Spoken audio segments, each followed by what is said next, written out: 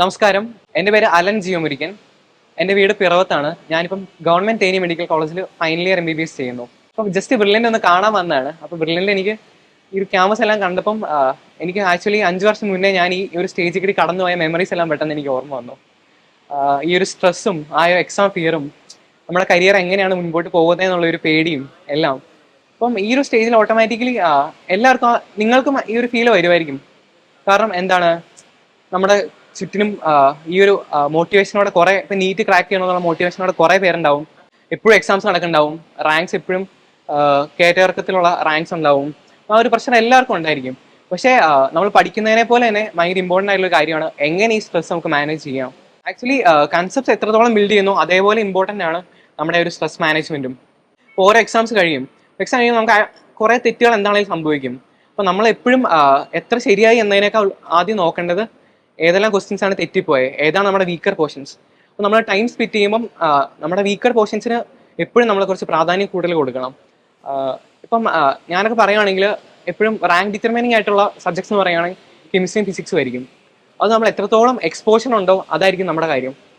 ഇപ്പം rank determining ആയിട്ടുള്ള ഇത് എൻ്റെ ടൈമിലാണെങ്കിൽ ഞങ്ങൾക്ക് കുറച്ച് ഫ്രണ്ട്സ് ഉണ്ടായിരുന്നു. ഞങ്ങളെല്ലാവരും ഒരുമിച്ചിരുന്ന ഫിസിക്സിൻ്റെയും കെമിസ്ട്രിയും ക്വസ്റ്റ്യൻസ് ഒത്തിരി സോൾവ് ചെയ്യായിരുന്നു, ഒത്തിരി ഡിസ്കസ് ചെയ്യായിരുന്നു. ഇപ്പോൾ ഒരാൾ തനിയെ നോക്കി കഴിഞ്ഞാൽ ചിലപ്പം ആ ഫിസിക്സിൻ്റെ കൺസെപ്റ്റ്സും ആ ഒരു ക്വസ്റ്റ്യൻ മാനേജ്മെൻ്റ് ഒക്കെ നമുക്ക് ബുദ്ധിമുട്ടായിരിക്കും. പക്ഷേ ഇപ്പം നിങ്ങളൊരു നല്ലൊരു ഫ്രണ്ട് സർക്കിൾ ഉണ്ടാക്കി നിങ്ങളത് ഡിസ്കസ് ചെയ്ത് അങ്ങോട്ടും ഇങ്ങോട്ടും ഹെൽപ്പ് ചെയ്ത് ഡൗട്ട്സ് എല്ലാം ക്ലിയർ ചെയ്ത് കൊടുത്തു കഴിഞ്ഞാൽ ചിലപ്പോൾ നിങ്ങൾക്ക് ഫിസിക്സ് നല്ലോണം ക്രാക്ക് ചെയ്യാൻ പറ്റുമായിരിക്കും. ഓരോരുത്തർക്ക് ഓരോ രീതിയാണല്ലോ. അപ്പം ഞങ്ങളെല്ലാം ആക്ച്വലി അതേപോലെ ക്വസ്റ്റ്യൻസ് കുറേ ഗ്രൂപ്പായിട്ടിരുന്ന് ചെയ്യുമായിരുന്നു, ക്വസ്റ്റ്യൻസ് ഡിസ്കസ് ചെയ്യുമായിരുന്നു, അങ്ങനെ ഹെൽപ്പ് ചെയ്യുമായിരുന്നു. പിന്നെ ഞങ്ങളുടെ ക്ലാസ് ടീച്ചേഴ്സ് ആണെങ്കിലും എവിടെയൊക്കെ തെറ്റ് വന്നു അതെല്ലാം കറക്റ്റായിട്ട് ഞങ്ങളുടെ അടുത്ത് പറഞ്ഞു തരാനും എപ്പോഴും ബ്രില്യൻ്റ് തയ്യാറായിരുന്നു. അതേപോലെ ഇപ്പം ഞങ്ങൾക്ക് ചെറിയൊരു കൺസെപ്റ്റ്സിന് ബുദ്ധിമുട്ടുണ്ട് തോന്നിക്കഴിഞ്ഞാൽ ഞങ്ങൾക്ക് ചെറിയ കുറച്ച് ആൾക്കാർക്കാണെങ്കിൽ തന്നെ ഡൗട്ട് ക്ലിയറൻസ് സെഷൻസും എപ്പോഴും ഉണ്ടായിരുന്നു. അപ്പം നിങ്ങളെപ്പോഴും യൂട്ടിലൈസ് ചെയ്യണം. നിങ്ങളെ എല്ലാ രീതിയിലും ഹെൽപ്പ് ചെയ്യാൻ ബ്രില്യൻ്റ് തയ്യാറാണ്. നിങ്ങളെപ്പോഴും ഓപ്പൺ അപ്പ് ആയിരിക്കണം. നിങ്ങളുടെ ബുദ്ധിമുട്ടുകൾ എപ്പോഴും നിങ്ങളുടെ ക്ലാസ് ടീച്ചേഴ്സിനോ അല്ലെങ്കിൽ നിങ്ങളുടെ കോർഡിനേറ്റേഴ്സിനോ അടുത്തോ ഷെയർ ചെയ്യാൻ ഒരിക്കലും മടിക്കരുത്. അവരെപ്പോഴും നിങ്ങൾക്ക് ഹെൽപ്പിംഗ് ഹാൻഡ് ആയിട്ട് കൂടെ തന്നെ ഉണ്ടായിരിക്കും. നിങ്ങളത് യൂട്ടിലൈസ് ചെയ്യുക. അതേപോലെ ലൈബ്രറി ഫെസിലിറ്റീസ് ആണെങ്കിലും എപ്പോഴും മാക്സിമം എക്സ്പോഷർ നിങ്ങൾക്ക് വേണം. നമ്മൾ ക്വസ്റ്റ്യൻസ് മാക്സിമം സോൾവ് ചെയ്യുക. എപ്പോഴും ആ ഒരു സ്പീഡ് കീപ്പ് ചെയ്താൽ മൊമെൻറ്റം കീപ്പ് ചെയ്ത് ക്വസ്റ്റ്യൻസ് സോൾവ് ചെയ്യാൻ നോക്കണം. ആ ഒരു പ്രാക്ടീസ് എത്രത്തോളം ഉണ്ടോ നിങ്ങൾക്ക് മെയിൻ എക്സാം നിങ്ങൾക്ക് ഒരു പ്രശ്നമായിട്ട് തോന്നത്തില്ല. കാരണം നിങ്ങൾ യൂഷ്വലി എപ്പോഴും ചെയ്യുന്ന അതേ ഒരു കാര്യം തന്നെ, അതേ ഒരു ആംബിയൻസി ബ്രില്യൻ്റ് ഇരുന്ന് എക്സാം ചെയ്യുന്ന അതേ ഒരു ഫീൽ തന്നെ നിങ്ങൾക്ക് നീറ്റ് എഴുതാൻ പറ്റും. ടൈം മാനേജ്മെൻറ്റിൻ്റെ കാര്യത്തിലാണെങ്കിലും ആദ്യം നിങ്ങൾക്ക് ബുദ്ധിമുട്ടുണ്ടായിരിക്കും. നിങ്ങൾ പക്ഷേ ഒരിക്കലും നിങ്ങൾക്ക് തുടക്കത്തിൽ തോന്നുമായിരിക്കും ഈ ഒരു ടൈമിൽ എങ്ങനെയാണ് ഈ ക്വസ്റ്റ്യൻസ് ചെയ്യാൻ പറ്റുമോ പറ്റത്തില്ലയോ. പക്ഷെ അതെല്ലാം നിങ്ങളൊരു ക്വസ്റ്റ്യൻസ് ചെയ്യുന്ന ഒരു ഹാബിറ്റ് ഉണ്ടാക്കിയെടുക്കുക, എക്സാംസ് അറ്റൻഡ് ചെയ്യുന്ന ഒരു ഹാബിറ്റ് ഉണ്ടാക്കിയെടുക്കുക. അപ്പം ഒബ്വിയസ്ലി നിങ്ങൾക്ക് എപ്പോഴും ആ ഒരു ഇമ്പ്രൂവ്മെൻറ്റ് ഫീൽ ചെയ്യാൻ പറ്റും. ചിലപ്പോൾ ഓരോരുത്തർക്കും ഓരോ രീതിയിലാണ്. ചിലർക്ക് ഒരു 2-3 ആഴ്ചയ്ക്കുള്ളിൽ ആ ഒരു ഇമ്പ്രൂവ്മെൻറ്റ് ഫീൽ ചെയ്യാം, ചിലർക്ക് മാസങ്ങൾ കൊണ്ട് ഫീൽ ചെയ്യാം, ചിലർക്ക് ഒരു വർഷം ആവാം. എൻ്റെയൊക്കെ കേസിൽ എനിക്ക് തുടക്കത്തിൽ റാങ്ക് ഭയങ്കര ലോ ആയിരുന്നു. ഞാനൊരു സ്റ്റേറ്റ് സിലബസ് നിന്നും CBSE മാറിയ ഒരാളായിരുന്നു. തുടക്കത്തിലെല്ലാം വളരെ ബുദ്ധിമുട്ടായിരുന്നു കാര്യങ്ങളെല്ലാം. എൻ്റെ കൂടെയുള്ളവർക്കെല്ലാം എന്നെക്കാരും സ്മാർട്ടാണ് അവരെന്ന് തോന്നി. എനിക്കൊരു പോയിന്റ് നിർത്തി പോകാൻ വരാൻ തോന്നിയതാണ്. പക്ഷെ ഞാൻ അന്നേരം ബ്രില്യൻ്റെ കോർഡിനേറ്ററിൻ്റെ അടുത്ത് പറഞ്ഞു, എന്നെ കണ്ടത് കൂട്ടിയെ കൂടത്തില്ല, ഭയങ്കര ബുദ്ധിമുട്ടാണ്. സാറ് പറഞ്ഞു, നീ ഒരു വർഷം ശ്രമിച്ചിട്ട് ഇല്ലെങ്കിൽ നീ ഡ്രോപ്പ് ചെയ്തോ, നീ കുറച്ച് കഷ്ടപ്പെടാൻ നോക്കി കഴിഞ്ഞാൽ കഷ്ടപ്പെട്ട ഒരു വിദ്യാർത്ഥിയും ഫെയിലായിട്ട് കണ്ടിട്ടില്ല എന്ന് സാറ് ഡയലോഗും പറഞ്ഞു. അപ്പോൾ ഇതെന്നെ ഭയങ്കരമായിട്ട് ഇൻസ്പയർ ചെയ്തു. ഞാൻ നല്ലോണം കഷ്ടപ്പെട്ടു, എല്ലാ കാര്യങ്ങളും മാറ്റി വെച്ച് ഫുൾ ഫോക്കസ് സ്റ്റഡീസിലേക്ക് തന്നെ വെച്ചു. അങ്ങനെ 11th അങ്ങനെ പോയി. 11th അവസാനമാണ് എനിക്ക് കുറച്ച് റാങ്ക് കയറി വരുന്നത്. പിന്നെയും കൺസിസ്റ്റൻ്റ് ആയി നിന്നു. ഫുള്ളിൽ നിന്ന് അതിൻ്റെ ഇടയ്ക്ക് കുറച്ച് കാര്യങ്ങളൊക്കെ ഉണ്ടായി, കുറച്ച് ഉഴപ്പമൊക്കെ ചെയ്തു.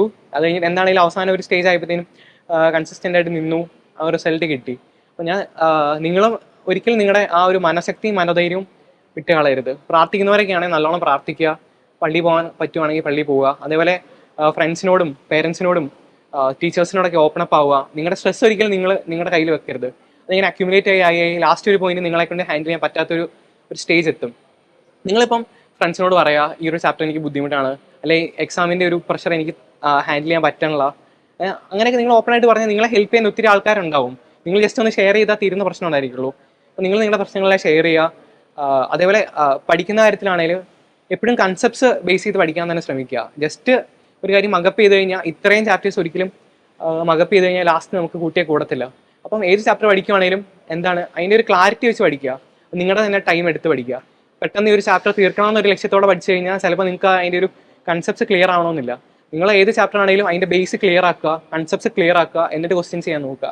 അങ്ങനെയാകുമ്പം ഓട്ടോമാറ്റിക്കലി നിങ്ങൾക്ക് ആ ഒരു റിസൾട്ട് തന്നെ കിട്ടും. ലാസ്റ്റത്തെ മോഡലൊക്കെ ആകുമ്പോൾ നിങ്ങളുടെ കൺസെപ്റ്റ് ക്ലിയർ ആണെങ്കിൽ അവസാനം നിങ്ങൾക്ക് റാങ്ക് കയറി വരും നിങ്ങൾക്ക് തന്നെ ഫീൽ ചെയ്യാൻ പറ്റും. സെൽഫ് കോൺഫിഡൻസ് ഒരിക്കലും കളയാണ്ടിരിക്കുക, നന്നായിട്ട് പ്രാർത്ഥിക്കുക, നിങ്ങൾ തന്നെ വിശ്വസിക്കുക, മാക്സിമം ക്വസ്റ്റ്യൻസ് ചെയ്യുക, കൺസെപ്റ്റ്സ് ക്ലിയർ ആക്കുക, അതേപോലെ നമ്മുടെ മെൻ്റൽ ഹെൽത്ത് എപ്പോഴും ക്ലിയർ ആക്കി വെക്കുക. ഉറപ്പായിട്ടും നിങ്ങൾക്ക് നീറ്റ് അച്ചീവ് ചെയ്യാൻ പറ്റും. എൻട്രൻസ് സംബന്ധമായ വാർത്തകളും അപ്ഡേഷനുകളും ഏറ്റവും വേഗം ആധികാരികമായി അറിയാൻ ബ്രില്യൻറ്റ് സ്റ്റഡി സെന്റർ പാല യൂട്യൂബ് ചാനൽ സബ്സ്ക്രൈബ് ചെയ്യുക, ബെൽ ഐക്കൺ അമർത്തുക. ഈ വീഡിയോ മറ്റ് സുഹൃത്തുക്കളിലേക്കും ഷെയർ ചെയ്ത് നൽകുക.